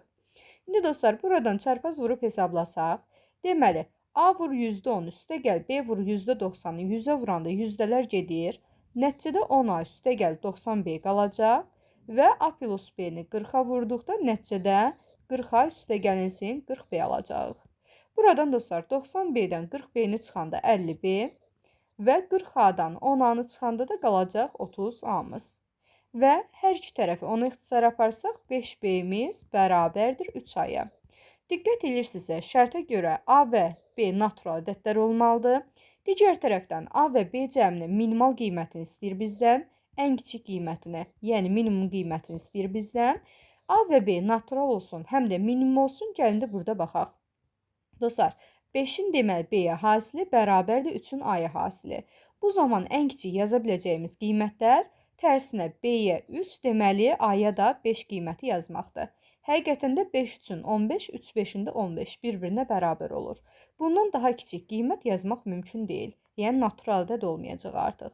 İndi dostlar, minimum halda deməli A-mız 5 oldu, B-miz də 3 oldu. Bu zaman 5 ilə 3-ün cəmi bərabərdir 8-ə. Növbəti baxırıq 81-ci suala. Dostlar, 81-ci sualda deyir ki, birinci qabda 25 litr 20%li duz məhlulu, ikinci qabda isə 40 litr 50%li duz məhlulu var. Birinci qabda olan məhlulun 40%-ni ikinci qaba tökdükdə, ikinci qabda neçə faizli duz məhlulu olar? Dostlar, birinci qabdan 40% qədər ikinci qaba deməli məhlul tökməliyik. Gəlin indi baxaq. Baxın, birinci qabda bizim deməli 25 litr 20%li duz məhlulumuz var. Deməli, 25-in tərkibində 20% duzdur. Onda bunun tərkibində olan duzun miqdarını axtarıram. 25-in deməli 20% duzdursa, %20-yə vururuq. Bu da ixtisar gedəndə deməli 4, 20 də 4-ə eləyir 5. Deməli alırıq ki, 25-in tərkibində 5 qram duz var. Bizə deyir ki, bu məhlulun 40%-ni ikinci qaba tökürük. Onda dostlar, 25-in 40%-ni ikinci qaba töksək, görək ikinci qaba nə qədər məhlul tökülür. Onda 25-in 40%-ni tapıram, %40-a vururuq. Bu da bərabərdir. 25 ilə 100 ixtisar getsə 4, 40 da 4-ə 10 qram. Yəni ikinci qaba deməli 10 qram məhlul tökürük. Deməli bu məhlul gedir ikinci qaba. Aha, ikinci qaba tökülür. 10 qram məhlulun daxilində bəs nə qədər deməli duz tökülür? İndi bunu axtaraq. Dostlar, biz bilirik ki, 25-in tərkibində 5 qram duz var idi. Və sonda bu tökülən 10 qramın tərkibində nə qədər duz var? 10 qramın tərkibində x qram duz var. İndi bunu axtaraq. Buradan x axtarsaq, onu 5-ə vurub, deməli, bölməliyik 25-ə. Buradan da 5 ixtisar gedəndə məxrəcdə 5, 10-la da 5 gedəndə bu zaman 2 qiyməti qalır. Yəni, bu o deməkdir ki, ikinci qaba deməli 2 qram da duz tökülür. 10 qram məhlul və 10 qram məhlulun daxilində 2 qram duz tökülür. İndi dostlar, gəlin belə eləyək. İkinci qabda məhlulun miqdarı nə qədər olacaq? Biz bilirik ki, ikinci qabda 40 litr məhlul var idi və 40 litrin deyir ki, 50% duzdur. Dostlar, 50% yəni yarısı deməkdir. Yəni, tərkibində 20 qram duz var. Bizə deyir ki, birinci qabdan 10 qram ikinci qaba tökək. Aha, 10 qram tökdük. Və biz də dedik ki, 10 qramın daxilində 2 qram duz var. Onda surətə də 2 yazırıq əlavə. Çünki 20 qram duz var idi, 2 qram da bu onun daxilində gəldi. Bu da bərabərdir bizdə. Məhlul həmişə bizdə 100% sayılır. Tərkibində həll olanı da A% deyə bilərik. Buradan dostlar 50-də 22 bərabərdir 100-də A-ya. A-nı da tapsaq A bərabərdir 22-nin 100-ə hasilinin 50-yə nisbəti. 100 ilə 50 ixtisar gedəndə bu zaman 2 qalır. 2 22-nin də bərabərdir 44%. Dostlar, deməli birinci qabdan 40% ikinci qaba məhlul tökülərsə, bu zaman ikinci qabda olan qarışığın duzluluğu olacaq 44%. Yəni 44% təşkil eləyəcək. Keçirik növbəti 82-ci suala. Dostlar, 82-ci sualda da oxşar sual verilib. Bizə deyir ki, birinci qabda 80 litr 30% duz məhlulu. İkinci qabda 30 litr 40% duz məhlulu var. Birinci qabda olan məhlulun 25%-ni ikinci qaba töksək, ikinci qabda neçə faizli duz məhlulu olar? Dostlar, birinci qabdan müəyyən qədər ikinci qaba deməli tökürük, məhluldan tökürük. Gəlin, indi baxaq. Deməli, biz bilirik ki, birinci qabda 80 litr 30% duz məhlulu var. 80 litr 30% deyəndə 80-in 30%-ni duz təşkil edir. Bu zaman 80-in 30%-ni tapanda nəticədə 24 qram deməli duz almış oluruq. Dostlar, deməli 80 tərkibində 24 qram duzu var. Bizə deyir ki, birinci qabda olan məhlulun 25%-ni ikinci qaba tök. Birinci qabdakı məhlulun 25%-ni ikinci qaba töksək, bu zaman deməli nə edirik? 80-25%-ni tapıram, yəni görək ikinci qaba nə qədər məhlul tökəcəyik. Bu zaman 25%-ni tapanda məxrəcdə 4, 80 də 4-ə 20 eləyir, yəni 20 litr alırıq. Deməli, biz ikinci qaba 20 litr məhlul tökməliyik. Baxın, 20 litr məhlul gedir ikinci qaba. Bəs bu 20 litrin tərkibində nə qədər duz ikinci qaba gedir, bunu axtaraq. Biz bilirik ki, 80 tərkibində 24 qram duz var idi. Aha, duz var idi. Və sonda bu tökülən 20 litrin tərkibində nə qədər duz gedir? Buna da x qram deyə bilərik. Buradan x axtarsaq, 20-ni 24-ə vurub bölürəm 80-ə. Buradan 20 ilə 80 getsə 4 qalır, 24 də 4-ə düşəcək 6 qram. Deməli, ikinci qaba 6 qram duz tökülür. Yəni, dostlar, baxın, birinci qabdan ikinci qaba deməli 20 litr məhlul və bu 20-nin tərkibində 6 qram da deməli duz töküləcək. İndi dostlar, ikinci qab üçün yazsaq, baxın, xətt çəkirəm.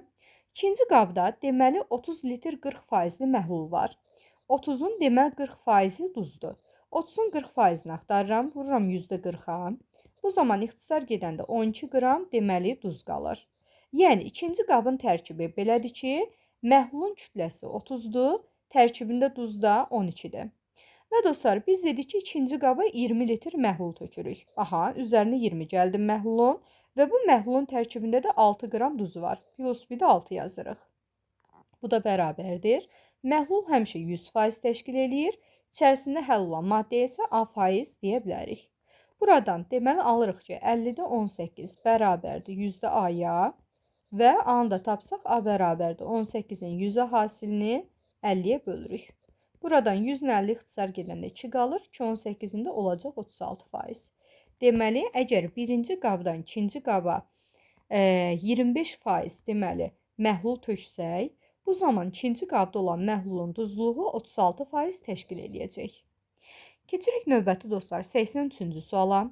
83-cü sualda deyir ki, 24 litr təmiz spirtlə dolu qabdan müəyyən miqdarda spirt götürüb qabı su ilə doldurdular. Alınmış qarışıqdan yenə həmin miqdarda götürüb qabı su ilə doldurandan sonra qarışıqda spirt 64% təşkil elədi. Hər dəfə qaba neçə litr su əlavə olunub? Dostlar, gəlin həll eləyək. Ümumiyyətlə, məhlul məsələsini həll eləyəndə bu zaman ümumi kütləni götürüb məxrəcdə yazırdıq. İçində həll olan nədirsə, bunu surətdə yazırdıq. Və ümumi kütlə bizim üçün 100% təşkil eləyirdi. İçərisində həll olanda deməli A% təşkil edir. Baxın, bu şəkildə yaza bilərik. İndi dostlar, biz bilirik ki, bizim ümumi kütləmiz deməli 24 litr spirtdir. Gəlin silib yerinə yazaq, çox yer itirməmək üçün. Ümumi kütlə 24 litr spirtdir. Deməli, dostlar, bizə deyir ki, 24 litr təmiz spirtlə dolu qabdan müəyyən miqdarda spirt götürüb qabı su ilə doldurdular. Tutaq ki, dostlar, biz deməli x litr spirt götürdük. Bu zaman deməli məhlulun kütləsi olur bizdə 24 minus x və yerinə su əlavə elədikdə bir də üstə gəlinsin x yazırıq. Gəlin bunu biraz sol tərəfdən yazaq, yerləşdirə bilək deyə. Deməli, x qədər spirt götürüb yerinə deməli su əlavə elədik. Üzərinə bir də x əlavə elədik. Bu zaman spirt əvvəl saf şəkildə 24 litr spirtimiz var idi. Əgər bundan x qədərini götürmüşüksə, bu zaman spirtin kütləsi olacaq 24 minus x qədər. İndi dostlar, deyir, bir də əlavə olaraq yenidən bu proses bir də təkrarlanır. Bu məhluldan yenə x qədər götürüb yerinə deməli həmin qədər götürüb yerinə həmin qədər su əlavə edirik. Məhluldan götürürük, yerinə həmin qədər su əlavə edirik. Dostlar, bunun bayaqkindən fərqi ondan ibarətdir ki, bayaq saf spirt götürüb yerinə su əlavə edirdik. İndi isə məhluldan müəyyən qədər götürəndə artıq deməli həm götürdüyümüzün içərisində həm su var, həm də spirt var.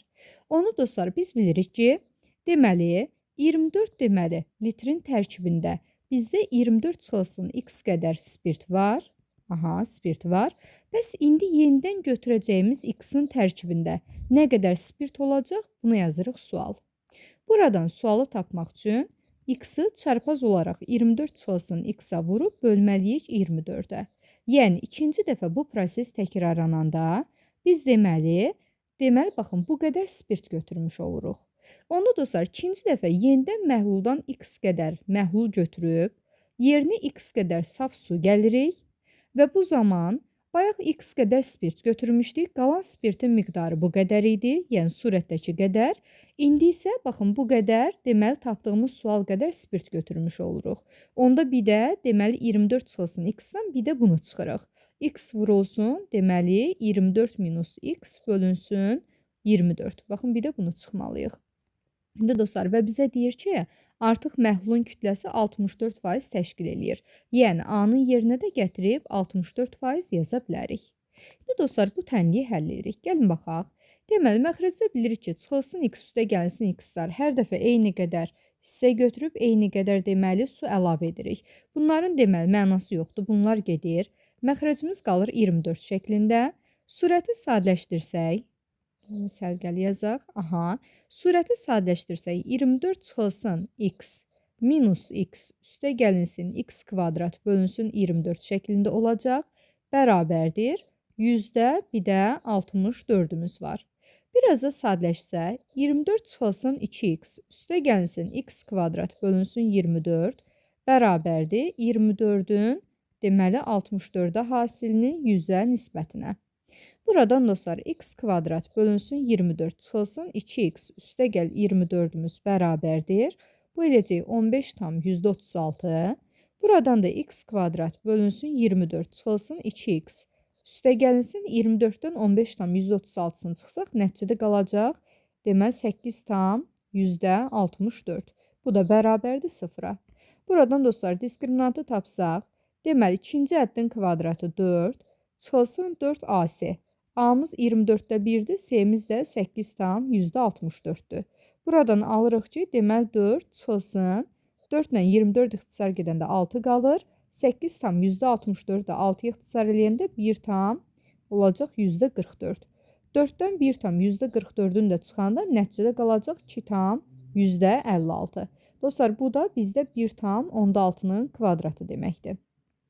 İndi, baxın, diskriminantı tapdıq. Bundan sonra x axtarsaq, baxın, sağ tərəfdə belə xətt çəkirəm, qarışmasın. Bu zaman x bərabərdir. Ümumiyyətlə, x1, x2 bərabərdir bizdə. Əks işarənin ikinci hədd, yəni 2, üstə gəlinsin, çıxılsın. Kök altında diskriminant. Diskriminant 2 tam %56 idi. Bundan kök alıb elə birbaşa 1.6 yaza bilərik. Bölünsün bir də a-nın 2 qatı. Yəni 2 vurulsun, deməli a-mız 24-də 1 idi. Bu da ixtisar gedəndə 12-də 1 qalır. Bunu da belə yaza bilərik. x1, 2 bərabərdir. 12 qalxır yuxarı, olacaq 24. Deməli, üstə gəlinsin, çıxılsın və 12-nin deməli 1,6-ya hasili.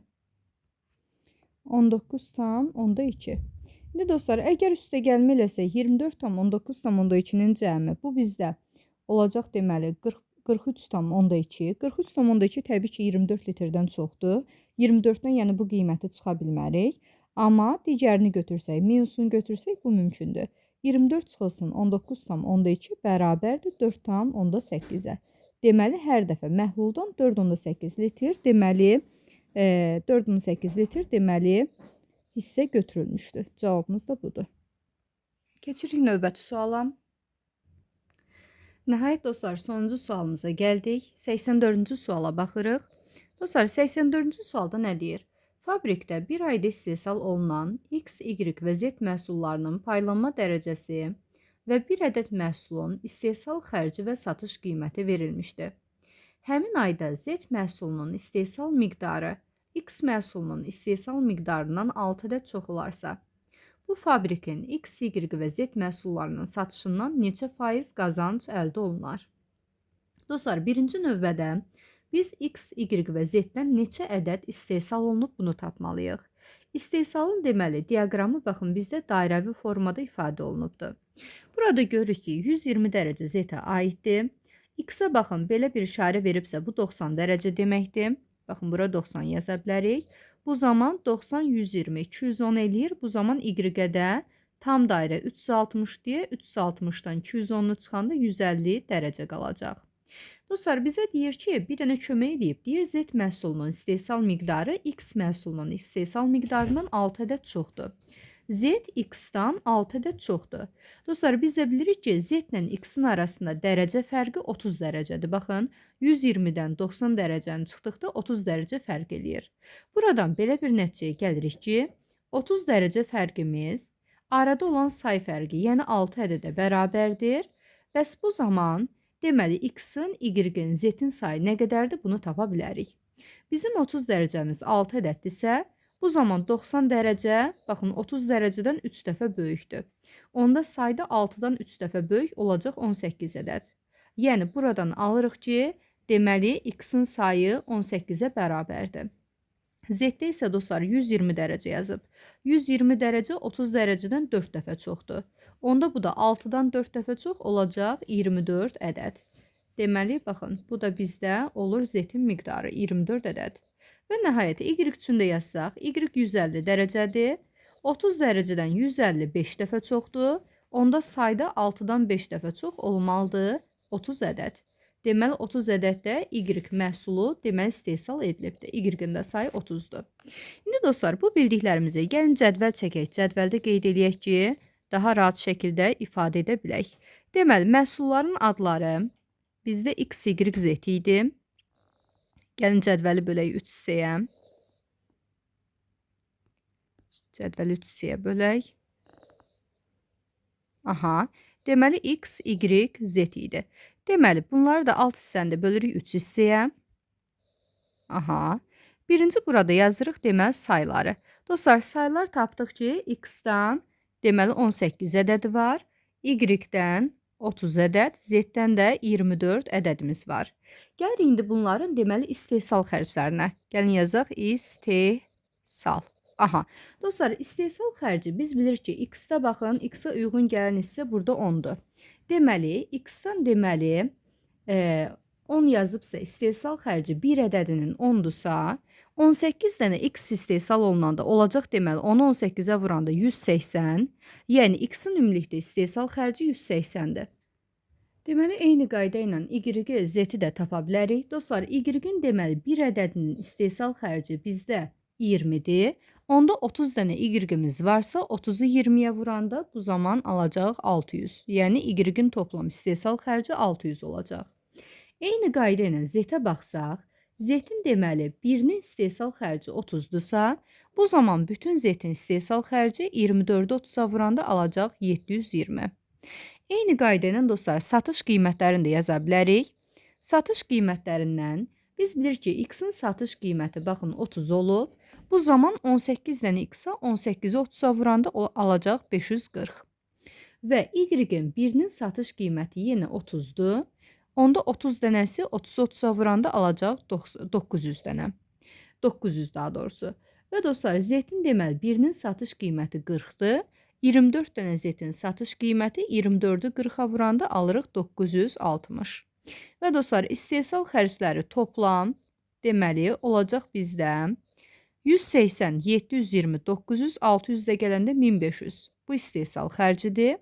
Və digər tərəfdən satışı da axtarsaq 540 ilə 960, 1500, bir də 900 gələndə eləyəcək 2400.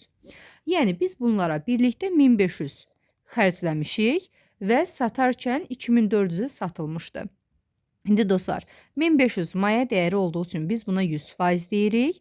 2400 isə satış qiymətidir. Buna da A% deyə bilərik. Buradan A-nı tapsaq 2400-ü 100-ə vurub 1500-ə bölə bilərik. Buradan sıfırlar ixtisar gedir.